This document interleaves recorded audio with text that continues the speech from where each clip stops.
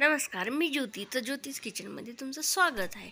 तर आज आपण बनवणार आहेत बेसनचे लाडू. तर बेसनचे लाडू बनवण्यासाठी मी 1 कटोरी पीठ घेतलेलं आहे, बेसन पीठ. आणि आपल्याला लागण तेवढं तूप घ्यायचं आहे आपल्याला. तर बेसनचे लाडू हे खास बनवायला मी माझ्या मुलासाठी. त्याला रोज टिफिनमध्ये पोळी भाजी सोडून काहीतरी स्वीट पाहिजे. कधी बेसनचे लाडू, कधी चकल्या, काही पण म्हणजे जे असेल ते. त्याला काहीतरी वेगळं असं नाही आवडतं टिफिनमध्ये. स्वतः पण खातो आणि मॅडमला पण नेऊन देतो. आणि आता मी तूप टाकले. हे माझं गाईचं तूप असल्यामुळं पिवळसर दिसायले. तर ह्याला आपल्याला छान भाजून घ्यायचे. गॅस तुम्ही हाय म्हणजे जास्ती मोठा पण करू शकतो, लहान पण करू शकतो.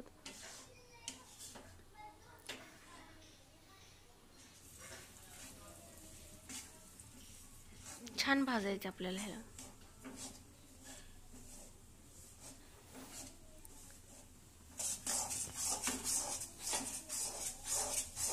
चांगलं भाजायले.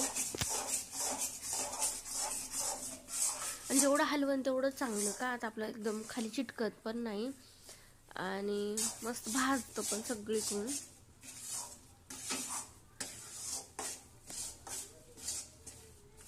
आणि मी काय जास्त असं ड्रायफ्रूट वगैरे टाकून माझ्या लेकरांना बेसनच्या लाडू आवडत नाही. होईन तेवढं असं नुसतं बेसन वगैरे, साखर. काही काही जण बेसनच्या लाडूमध्ये खूप ड्रायफ्रूट पण टाकतात, पण आमच्यात खात नाहीत माझे लेकरं. चांगलं भाजलेलं आहे, मी तर काढून घेईल सगळं.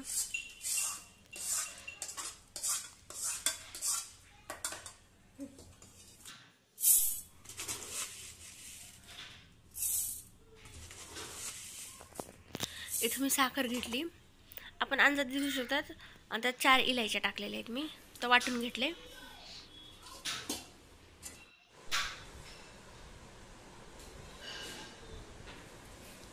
साखर मी 1 वाटी बेसन घेतलं होतं, त्याच्यामुळे 1 वाटी साखर घेतली. कुणी कमी जास्ती पण टाकू शकतं, जसं आपल्याला गोड आवडत आहे तेवढं.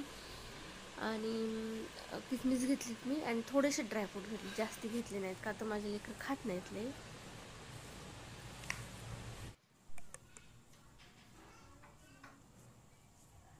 तर लाडू बांधून घेऊया आपण.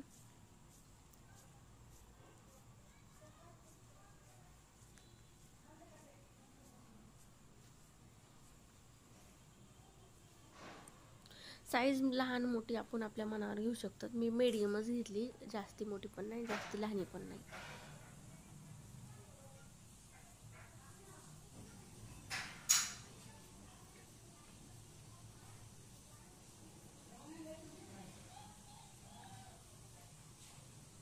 तर आपल्याला दिवाळीला पण बनवू